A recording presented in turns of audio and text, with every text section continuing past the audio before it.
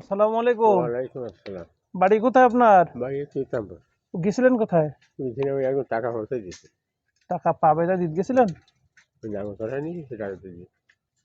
নাঙ্গল চষায় নিছিলেন? তো সে টাকা দিতে গেছিলেন? ও, আপনি হিন্দু না মুসলমান? মুসলমান। আমি জানি আপনি মুসলমান, তা আপনি শুনতে চাচ্ছি।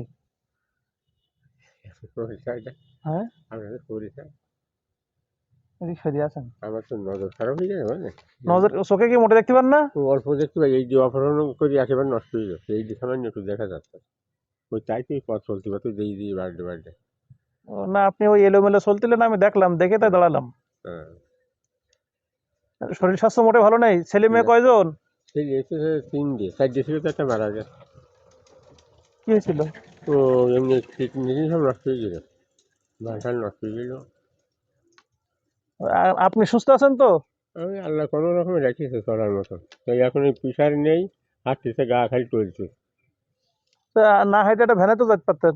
যাও পয়সা নিয়েছে, সেই জন্য তো ঝামেলা, যে আমরা গরিব মানুষ, আমি যা ঝামেলা আছে সেটা তো বলি আর লাভ নেই। মোটে পয়সা নেই, তাই হেঁটে হেঁটে যাচ্ছেন।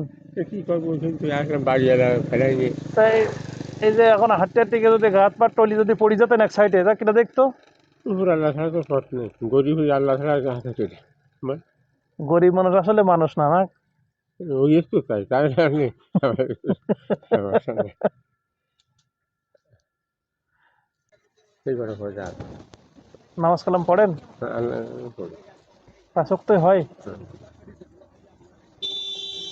এখন আমি আপনার কাছে একটা প্রশ্ন করি, আপনি জবাব দেন তাহলে, যেহেতু নামাজ কালাম পড়েন। আমি খুব একটা মশলা কথা জানি এমনি মশলা জানার দরকার নেই। মানে। বেতের নামাজ কখন পড়তে হয়? বেতন নামাজ পড়তে যায় হইতেছে এই ফরজ নামাজ পড়ে। ফরজ মানে নামাজ তো বললাম কোন ওয়াক্ত? ঈশার ফরজের নামাজ পড়ি হুম, তারপর পড়তে।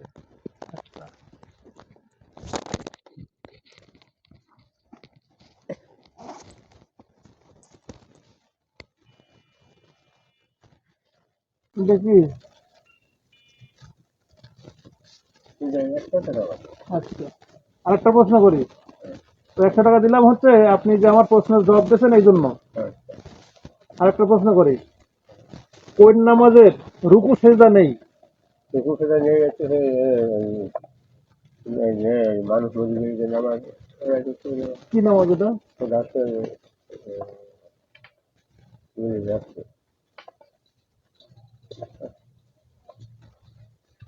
জানো জানো জানো জানো জানাজার নামাজের রুকু সেজদা নেই?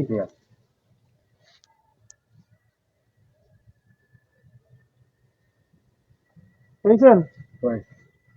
আচ্ছা, মুসলমানের যে চার কালিমা পড়া লাগে, চার কালিমা কি জানেন? জানি জানি জানি জানি জানি সত্য অবস্থায় সব একবার সব বাদ করে দিলে শুরু যাচ্ছি জানি মাঝাটা করতে পারি, কিছু পারি না, কিছু মা টাকা দিয়ে শরীরে খাইছে খাই ফেলে দিয়েছে। এখন আস্তে আস্তে আস্তে আল্লাহ করে দিয়েছে। তো মুসলমান হিসেবে ওটা নৈতিক দায়িত্ব না থেকে চারটা কালিমা মুখস্থ করা জানা। ওই একটা জানি আমি যেন সকলে পরে তো সাথে করি আর কি করি। বেতের নামাজ যে পড়েন, বেতের নামাজে তৃতীয় রাকাতে শেষে কি পড়া লাগে বলেন তো? তো আমি ওই দোয়া ফুরুজ পড়তাম তো জানি, আমি ওই ছোড়া করি, বুঝলি? দোয়া কোনোর জায়গায় 3 বার সূরা ইখলাস পড়েন, তাই? আচ্ছা, আপনি কি ওই আত্মাহাইয়াতু পড়তে পারেন? একটু পড়েন দেন, শোনান দেন। التحيات لله والصلوات والطيبات والسلام تعالى بجل الله الصالحين أشهد أن لا إله إلا الله أشهد أن محمدا رسول الله।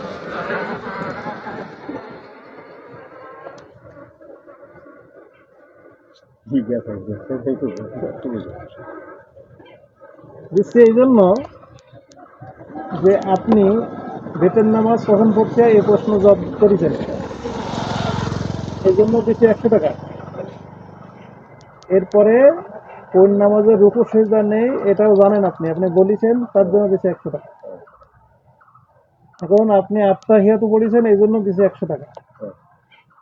আপনি এর থেকে আপনার জন্য আগ্রহই হয় যে আমি আরো কিছু মুখস্থ করবো, আরো কিছু শিখবো, এই জন্য।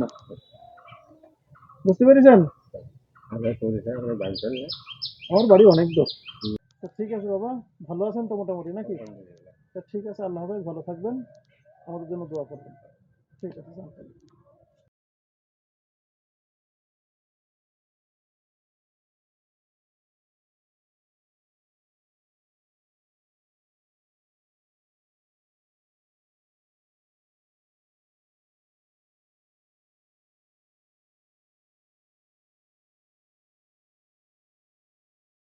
তো ঠিক আছে বাবা, ভালো আছেন তো মোটামুটি নাকি? আলহামদুলিল্লাহ। তো ঠিক আছে, আল্লাহ হাফেজ, ভালো থাকবেন, আমাদের জন্য দোয়া করবেন।